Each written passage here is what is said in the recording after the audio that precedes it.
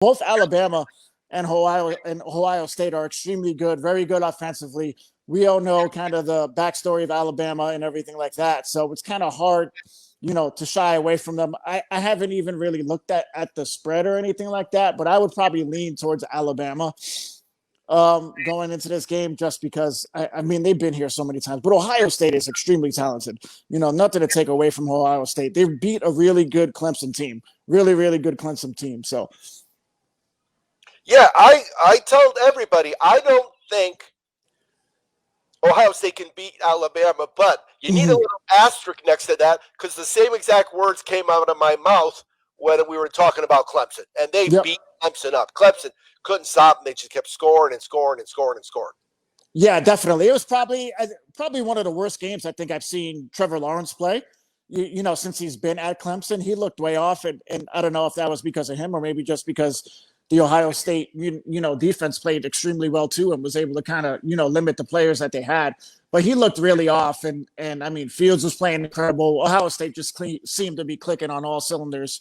They made all the big plays at the right time, and Clemson never seemed to really kind of get any sort of momentum or really get anything going. Where you could feel like they were in charge of that game at any point. No, I agree.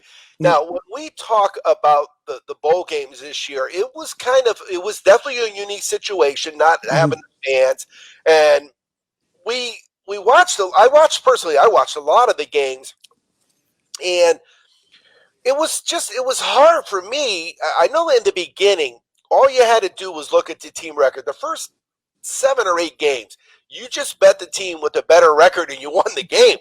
Yep. But there were 4-4 teams and a 3-4 team, and you look, if you go to championshipfootballs.com and you look at the championship ball that we've made for Ohio State, if they win and they are national champions, they're going to be 8-0. And that's something you would have saw in 1932. Navy was 8-0. So it's crazy. So we finally got Blackhawk West. There he is. Look there at he him. is. Happy New Year, my man. You the same. Happy New Year. Happy New Year. You too, John. I'm going to let you answer the 2 questions that I asked John. One is, did you make many plays on the bowl games, and if you did, how did you do? And then number 2 was, do you have an opinion on Monday? But now you're an Ohio State fan. You name your pets after Ohio State people. So it may not necessarily, but I've known you, Wes, a long, long time now, and I know that you are able to separate. Sloppy and you were very, very good at separating your heart from your head. Some people can't do that. Yeah, most of the time you walk away from your own team because you just know them better than. And you know the names, and they're on the local news, and they're in the community. But I definitely made money off Ohio State last week, and I certainly made money off bowls. Although this bowl season was more challenging because there was a lot more game time opt-outs than what we had seen in the past, and there wasn't a great pattern to follow as to what those opt-outs would even mean. And, the bowl season started off looking like the SEC didn't want to play, and then it finished where, SEC, I think they finished 4-2. So it kind of shaped up the way it should.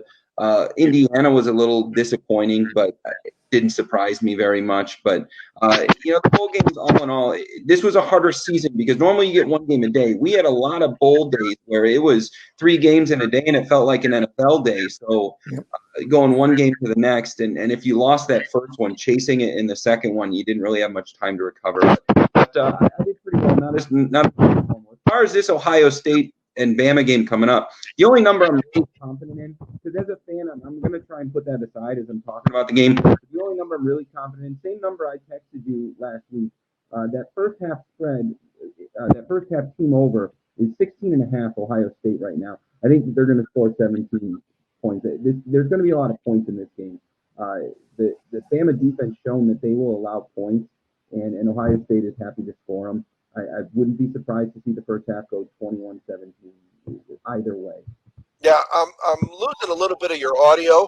I heard you. It's kind of faint, so I don't know if you moved your mic around. But I will give you a shout out because I told people what you said about Ohio State, And my son's in Brazil now. He's traveling. He's in Brazil. So I know he won because I put the bet in for him. Now, I had Clemson, but I made sure and get his bet on the over team total, Ohio State first half, and easy winner just doesn't describe it. It was like, 7 minutes in, I think they cashed. They've never not done that. As far back as I could remember, they've never not scored 14 points in the first half. So that 14 and a half or that 13 and a half, I think, is what it was. You had to pay some juice for the 13 and a half, but they've never not done that. There was so much disrespect both out of Vegas and out of Clemson and really the public going into that game. You can't give a well-coached, great roster like that fuel. No, and again, I was on that side of the equation, so and I told you that. I'm wrong. I'm wrong a lot, but I'm wrong, and because of live action. Now, this morning, I got called a name, a bad name on the internet. Now, don't get me wrong. I'm not the first person to get called a bad name, but you both have known me for a while. I don't do many things that deserve name calling because I don't really care about enough stuff to get emotionally involved with.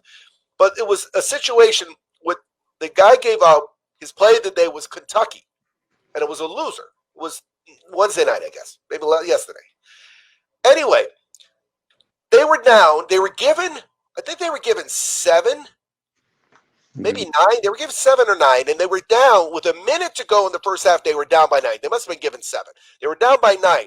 Well, that's a money live action play right there.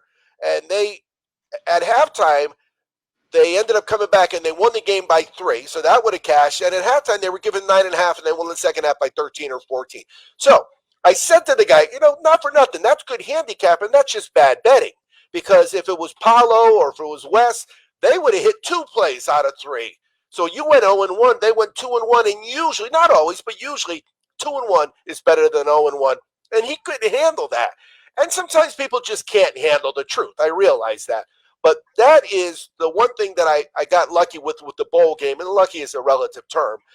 I had a lot of live plays because you could kind of see that it wasn't a bowl season to be betting before the games because, like I said, you didn't know who was going to play. And then when the guys bowed out, you really didn't know how important that was. But if you start watching, you realize, the guy that left is not much better than the guy that replaced him.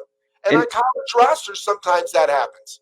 The other thing that made this bowl season particularly challenging is normally you can look at a 10 or a 11 or 12 game stretch and find some comp opponents, but they only played the conferences. So that made it even more difficult because you couldn't compare the brother of the brother to the money line. So it was an apple orange bowl game season, no doubt about it. And then the other aspect is I always like to say, hey, what did they do on the road? Because a bowl game is a road game. And then you look at some of these teams that two road games.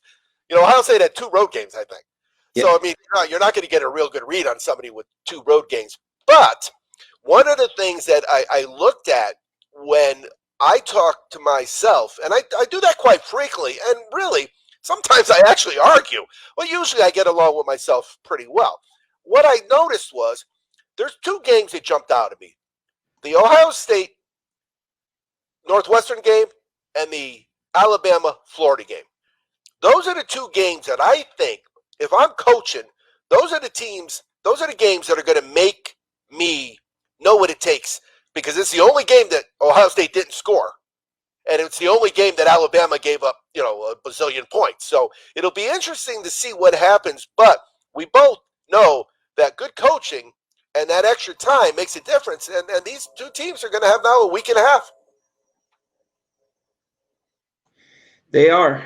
They are going to have a week and a half. To the point you were making earlier about the Kentucky play, the days of having to call your guy and lay your action and hope for the best. I mean, those days are long gone. There's a lot of ways to either further your win or save yourself and switch to the other side. There is nothing honorable about taking the loss and chasing it a little bit further. I mean, you can read the games. Live betting is there. You may as well use it.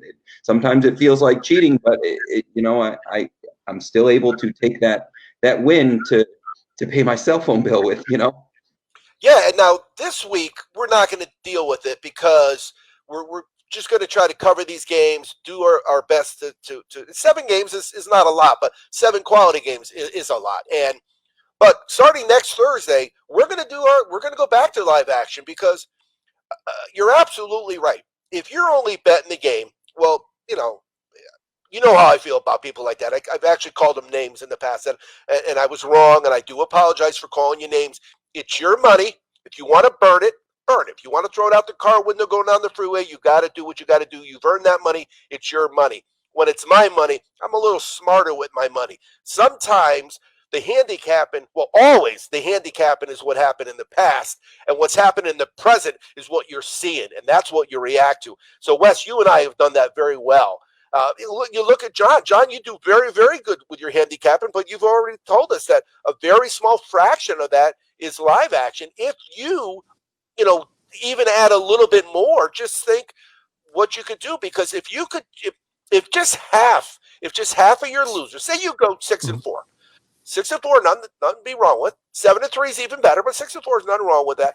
But then you could take 2 of those 4 and turn around and cash tickets on them. Well, all of a sudden now you're 8-4. Same handicapping. 8-4 is better than 6-4. It's even better than 7-3. It's probably even with 7-3. That's really that. If they put that on my tombstone, if I'm out there tonight, as a matter of fact, and my wife watches this show, she won't have to watch the show. You guys are going to have to call her. You 2 callers. You got to watch the show because Chaz says he's got something he wants to put on the tombstone. Just right, live action is where it's at, because that's really what if I could have it. I don't do tattoos, but that would be a tattoo I would put on me. Oh yeah, definitely. The live action, I feel, is kind of the only advantage that really us as players really kind of have, and especially this year, I've been getting into it, way more than I previously have in the past. And just like how Wes was kind of saying, those days of kind of calling your guy and just sitting on the book, like that's changed. We got everything in the palm of our hand. And, with the way technology is and what these online books offering this, I almost think like now just watching it, depending on what side of the line you're on, if you just watch it, you can almost get yourself a better line if you just wait a couple minutes, depending on what you're doing into the game. And you can find yourself almost better odds, if you wait a little bit, or kind of, like you said, kind of just continue on to, continue in that action. So. Yeah, we talk, and Wes and I talk about that all the time. We establish a number before the game. And if it's even close, I'm going to have some action early because I don't want to be, if I'm right, I want to at least cash a ticket. But sometimes a right could be, the game was 7, the first half is 4, they win the first half by 6, but they're the better team. So if you waited, you might not cash that first half ticket. So I'm going to cash that first half ticket. Then I want to hit him again live. Then I'll hit him again at the second half. And if I could get 3, 4, 5, now I know Wes had a baseball game where he cashed like 9 tickets in like 3 minutes. But if I can get a game where I cash 3 or 4, I've had 5 or 6 tickets, and it could be on the point spread, it could be on the over. I did have a game where I needed one more touchdown, and I would have hit 5 bets because I won the 2.5, I won the 3.5, I had 5.5, and I had 7.5, and they kneeled on me. They kneeled on like the 3-yard line, and they ran out the clock with the last 3 plays of kneels, and of course, that's why they call it gambling. What are you going to do?